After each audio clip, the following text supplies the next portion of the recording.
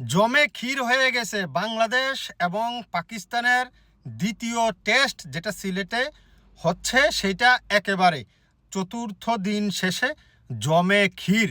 পাকিস্তানের জয়ের জন্য প্রয়োজন 121 রান, আর বাংলাদেশের জয়ের জন্য প্রয়োজন 3টা মাত্র উইকেট।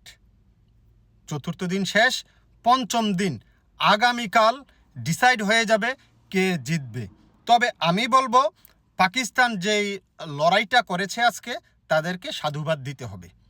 চতুর্থ ইনিংসে এসে এভাবে খেলা আসলেই অনেক বেশি কৃতিত্ব পাওনা। তারা ভালো খেলেছে, বাবর আজম ভালো খেলেছে, শান মাসুদ ভালো খেলেছে, সালমান আলী আগা ভালো খেলেছে, রেজওয়ান ভালো খেলেছে, যার কারণে এই চতুর্থ দিন শেষে 7 উইকেট তারা হারিয়েছে। 116 রান 7 উইকেটের বিনিময়। দেখেন, যেই ম্যাচটা আসলে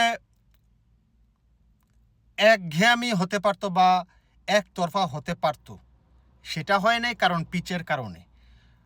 সিলেটের যে পিচে খেলা হচ্ছে সেটা এই মুহূর্তে প্রপার একেবারে ব্যাটিং উইকেট।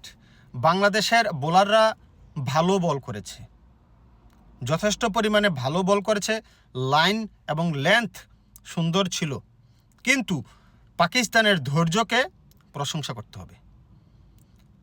অনেকেই আমি জানি এসেই নিজেদের সুনাম অপরের দুর্নাম করতে ব্যস্ত হয়ে যায়। ওই ধরনের ভিডিও বানালে ভিউ একটু বেশি হয়, কিন্তু ভাই আমি যেহেতু একটু ভিন্নভাবে চিন্তা করি, পজিটিভ চিন্তা করি, সবার জন্য সমান, আমাকে বলতে হচ্ছে পাকিস্তান ভালো ধৈর্য দেখিয়েছে। বিশেষ করে আপনার সালমান আলী আগা এবং রেজওয়ানের ভিতরে যে 130 না 134 রানের একটা পার্টনারশিপ, সেটার কৃতিত্ব দিতে হবে। 162 রানে তাদের 5 উইকেট গিয়েছিল, সেইখান থেকে 296 না 294 রান পর্যন্ত ওরা 296 পর্যন্ত ওরা গিয়েছে।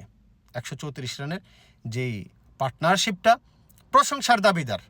ধৈর্য কাকে বলে, কত প্রকার ও কি কি, তারা সবগুলোই দেখিয়েছে সালমান আলী আগা এবং মোহাম্মদ রেজওয়ান।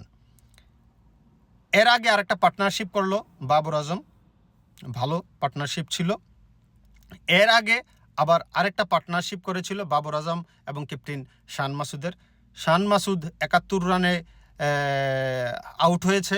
শান মাসুদের যে উইকেটটা তাইজুল পেয়েছে, মাহমুদুল হাসান জয় ক্যাচটা ধরেছে আপনার সিলি পয়েন্টে, অসাধারণ ক্যাচ ধরেছে, একেবারে অসাধারণ ক্যাচ। এত সামনে থেকে বলটাকে জাজমেন্ট করাটা অনেক বেশি ক্রিটিক্যাল, অনেক বেশি টাফ ছিল, কিন্তু সেই পরীক্ষায় সফলভাবে অত্যন্ত সুন্দরভাবে লেটার মার্ক পেয়ে পাশ করেছে বাংলাদেশের ফিল্ডার মাহমুদুল হাসান জয়। অসাধারণ ক্যাচ, অসাধারণ ক্যাচ, এবং ক্যাচটা ধরার পরে বাংলাদেশ দল যেভাবে উল্লাস করেছে, উল্লাস করার মতোই ক্যাচ হয়েছে। দ্বিতীয়ত বলতে চাই, বাবর আজমের যে উইকেটটা তাইজুল ইসলাম পেল, তাইজুল যে বলটা করেছে, যেটার যে কৃতিত্ব আমি দেব, তার চাইতে বেশি কৃতিত্ব আমি দেব লিটন কুমার দাসকে। আমি কেন কৃতিত্ব দিব? কারণ বলটা ছিল লেগ সাইডে এবং বলটা ছিল নিচু।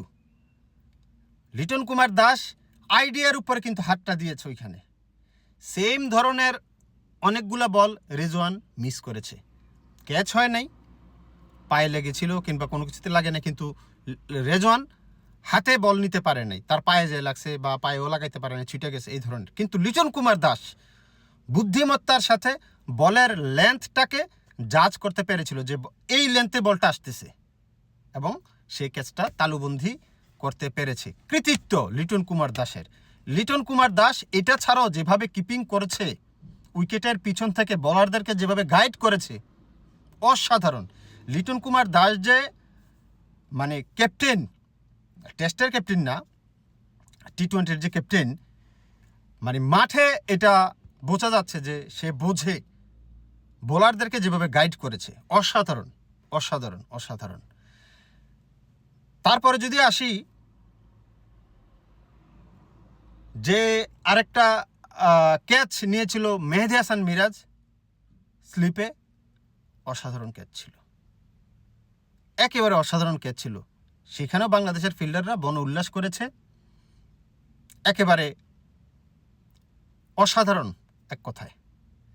এখন যদি বাংলাদেশের বোলারদের কথা আমি বলি, তাইজুল ইসলাম 4 উইকেট পেয়েছে, নাহিদ রানা 2 উইকেট পেয়েছে। তাইজুল ইসলামকে কন্টিনিউয়াসলি বল করিয়ে যাওয়া, এটা বাংলাদেশের ক্যাপ্টেন শান্তর অনেক বড় কৃতিত্ব। নতুন বলেও তাইজুলকে লাগিয়ে রাখা, এবং তাইজুল কিন্তু তার প্রতিদান দিয়েছে। নাহিদ রানা 2 উইকেট পেয়েছে। বলের লাইন লেন্থ কিছুটা সময় একটু এলোমেলো ছিল, কিন্তু ম্যাক্সিমাম টাইমে ভালো ছিল। এই গরমের ভিতরে, যেখানে 35 ডিগ্রি 36 ডিগ্রি টেম্পারেচার চলতেছে, গরম, সেইখানে তার বলের পেস, প্রতিটা বলই যখন 144, 145, 146, কখনো কখনো 50 ছুঁই অবস্থা, কৃতিত্ব দিতে হবে। মানে শরীর দিয়ে যে খাটার ব্যাপারটা, খাইটা বল করছে, একেবারে লেবার দিছে যথেষ্ট পরিমাণে।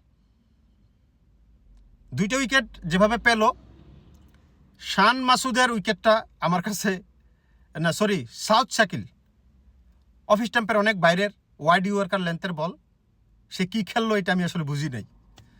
সে নাকি টেস্ট ক্রিকেটার, শুধু টেস্টই খেলে। সাউথ শাকিলের কথা বলছি, আমার কাছে ভালো লাগে নাই। নাহিদ রানার কৃতিত্ব দিতে হবে। শরীফুল, তাসকিন জায়গা মতো বল করেছে ঠিকই, কিন্তু পাকিস্তানের ধৈর্যের কাছে তারা হার মেনেছে। পাকিস্তান এক্সিলেন্ট ক্রিকেট খেলেছে।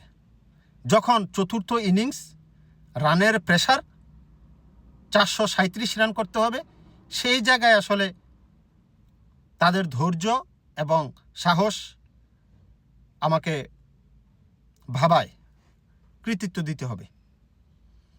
বাবর আজমের আউটটা, এটা অ্যাক্সিডেন্টলি হয়ে গেছে। বাবর আজম ভালো খেলছিল। তারপরে আসি যদি সালমান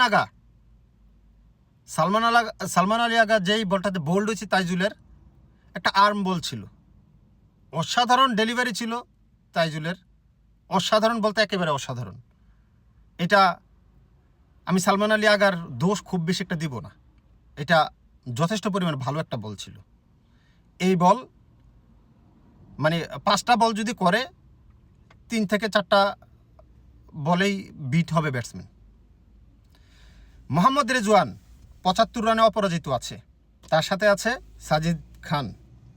মোহাম্মদ রেজওয়ান মাঝখানে একটু অভিনয় করেছিল, এত সবসময় অভিনয় করে ইনজুর্ডের, এটা নিয়ে লিটন কুমার দাসের সাথে একটু তর্কাতর্কিও হয়েছিল।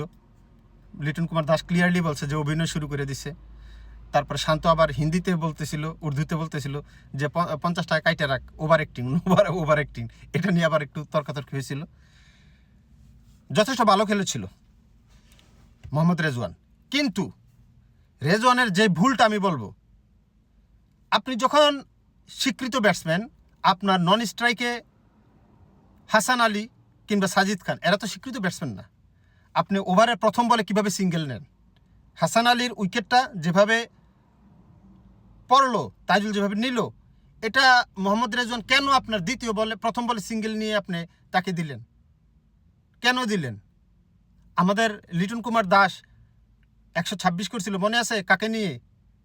শরীফুলকে নিয়ে, তাইজুলকে নিয়ে, তাসকিনকে নিয়ে। কিন্তু সে 4 নাম্বার 5 নাম্বার বলে যে সিঙ্গেল নিছে, আর প্রতিটা বল সে নিজে খেলছে। কিন্তু মোহাম্মদ রেজওয়ান বোকামির কারণে শুরুতেই সিঙ্গেল নিয়ে ওই নন স্ট্রাইকের ব্যাটসম্যানকে, বোলারকে ব্যাটিংয়ে পাঠিয়ে দেয়। এটা ভুল ছিল। তারপর সাজিদ খানকেও দেখলাম লাস্ট ওভারটা তাইজুলকে খেলালো পুরা, ওই সময় যে কোনো সময় উইকেট পড়তে পারতো। এটা ভুল ছিল রেজওয়ানের। ওভারঅল পাকিস্তান খারাপ খেলে নেই, ওভারঅল ভালোই খেলছে। তবে এই মুহূর্তে 121 রান দরকার, হাতে 3 উইকেট আছে। আগামীকাল শুরুতেই আসলে পাকিস্তান ফল করার সম্ভাবনা আছে। শুরুতেই একটু মশ্চার থাকবে পিছে, সেই মশ্চারটা যদি বাংলাদেশের পেসাররা কাজে লাগাতে পারে, শুরুর 1 ঘন্টায় ম্যাচের রেজাল্ট এসে পড়বে। দেখা যাক কি হয়। তবে আমার কাছে মনে হচ্ছে বাংলাদেশ এই ম্যাচ জিতে যাবে।